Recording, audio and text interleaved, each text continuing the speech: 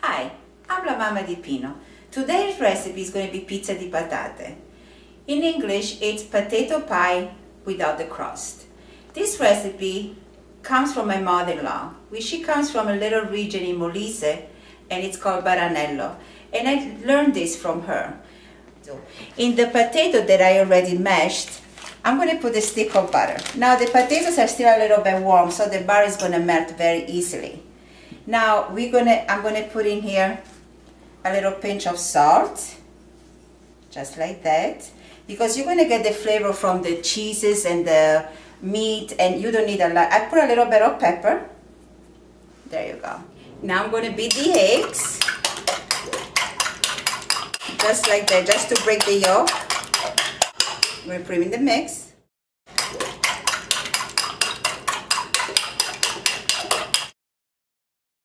I'm going to stir a little bit.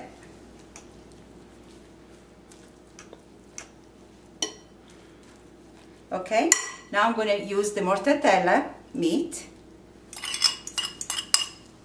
I'm also going to put the ham, already diced, and I'm putting the sausage. Like I said, that is absolutely optional. I'm going to put in here the cup of the Romano cheese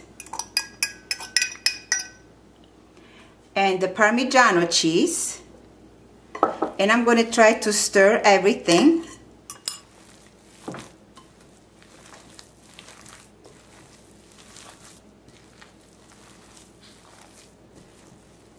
I'm going to throw in here the mozzarella cheese. Okay, it's going to give a lot of flavor. Okay, I'm stirring everything together, of course. Now we're going to take the oven pan. So I'm coating it with butter, and I'm going to take a handful of breadcrumbs, and I'm going to sprinkle this bottom with the breadcrumbs. And I'm going to move the pan so I let the breadcrumb go all over the place, okay? I make sure it's nice and coated with breadcrumbs. Now we're going to put the mix in here, just like that. I'm going to press it down with my hand. I'm helping. Sometimes it's the best tool in the kitchen. So I have to press it down to make it nice and even. Now we're going to take the breadcrumbs. I'm going to sprinkle the top with the breadcrumbs, just like that. And with my hand, I make sure that the breadcrumbs went all over. Okay? Just like that, not much. And now that we have everything in the pan, we're going to use the fork, and we're going to make little O's. And we're going to create a little design on the top.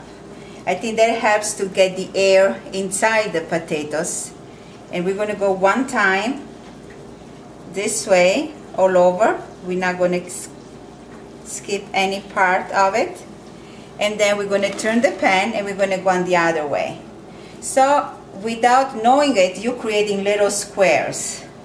Now we're going to bake it. The oven is already 350, nice and hot. We're going to put the pan in the oven, and we're going to let it go for 1 hour, and we're going to check it out until it's nice and brown. It's ready to serve. Now I think the potatoes are done. We're going to go and look what they're doing in there. Okay, beautiful. They're nice and brown. That's exactly how you want them.